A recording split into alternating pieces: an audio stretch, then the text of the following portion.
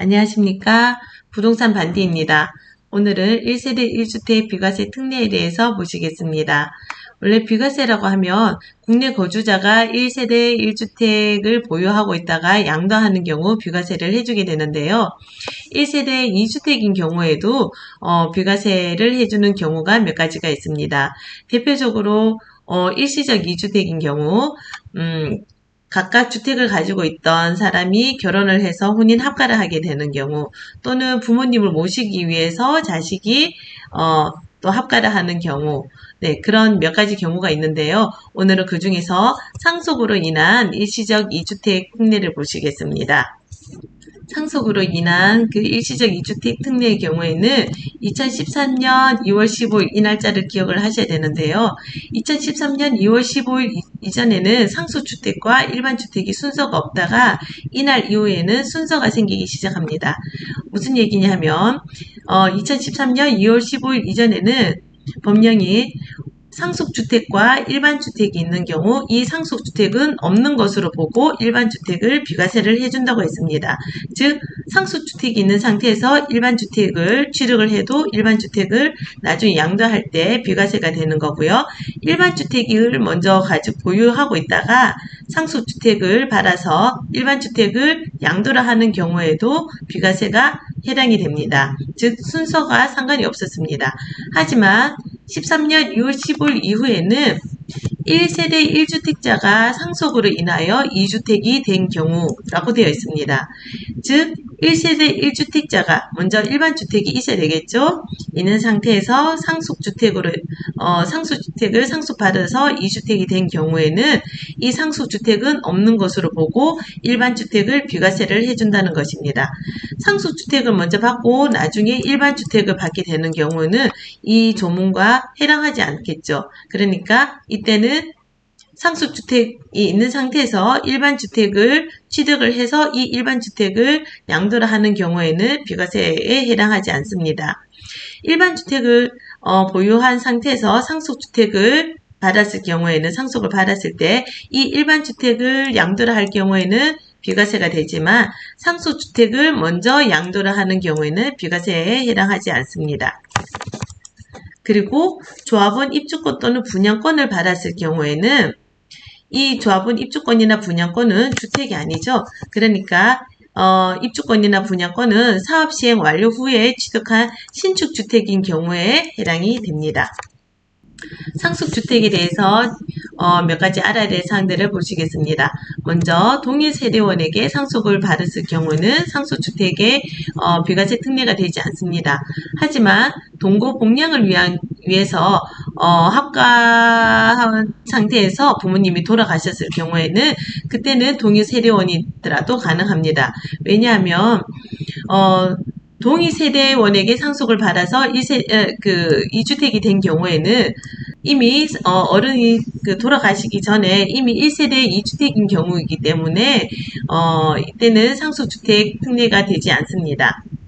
그러면 이 상속주택 판단 기준을 보실게요. 상속주택이 여러 개 있을 경우 이 모든 상속주택들이 다 상속주택 특례에 해당하지 않습니다. 하나만 되는데요. 우리는 그것을 선순위 상속주택이라고 합니다. 이 선순위 상속주택의 판단 기준은 먼저 피상속인, 즉 돌아가신 부모님이죠. 돌아가신 분이 소유한 기간이 가장 긴 주택이 되겠고요. 근데 만약에 소유한 같은 날 두 채를 살 수도 있겠죠. 그렇게 해서 소유한 기간이 똑같을 경우에는 거주한 기간이 가장 긴 주택이 되겠습니다. 거주 기간이 가장 긴 주택으로도 판단이 되지 않으며 상속 개시 당시 거주한 주택, 그래도 안 되면 기준 시가가 가장 높은 주택, 여기서도 판단이 되지 않으면 상속인이 지정을 하게 됩니다. 부모님이 돌아가시게 되면 자식이 공동상속자가 되는 경우가 있는데요. 이 상속주택의 특례를 받는 그 소유자가 누군가인가 하는 문제인데요. 먼저 지분이 가장 큰 자가 소유자가 됩니다. 근데 지분이 만약에 n분의 1로 동일하게 되면은 당해 주택에 거주한 자가 되겠고요. 만약에 부모님과 같이 거주한 자가 없다면은 최연장자가 상속주택의 소유자가 됩니다. 근데 만약에 상속 당시에 여기가 조정지역이었다면 2년 거주 의무가 있는데요. 그러면 그 2년 거주를 누가 하는가 하는 문제입니다. 종전법령대로라면은 그 소유자가 아까 여기서 그죠 공동상속주택의 그 소유자가 거주 기간으로 판단을 하게 되는데요. 바뀐 법령으로는 그 공동상속인 중에서 거주 기간이 가장 긴 사람이 거주한 기간으로 판단을 하게 됩니다. 가령 예를 들어서 공동상속주택의 소유자는 큰형님이 되는데 만약에 여기에 동생이 모시고 살았다면은 그 공동상속 동생의 거주 기간으로 보고 2년 거주한 것으로 판단하게 됩니다. 상속주택에 대해서 몇 가지 더 살펴보시겠습니다. 먼저 수도권 밖의 읍면에 소지하는 상속주택인데 피상속인이 5년 이상 거주한 주택인 경우에는 없는 것으로 보아서 일반 주택을 양도하는 경우 비과세가 됩니다. 이때는 반드시 수도권 밖에 읍면에 소지하는 상속주택이 되고 일반 주택을 취득 양도하는 횟수에 상관없이 모두 비과세가 됩니다. 소수 지분의 공동상속주택은 없는 것으로 보아서 비과세가 되고요. 하지만 이 소수 지분도 두 채 이상인 경우에는 주택으로 봅니다. 마지막으로 일시적 2주택인 상태에서 상속주택을 받게 되면은 이 일시적 2주택과 상속주택이 함께 특례가 됩니다.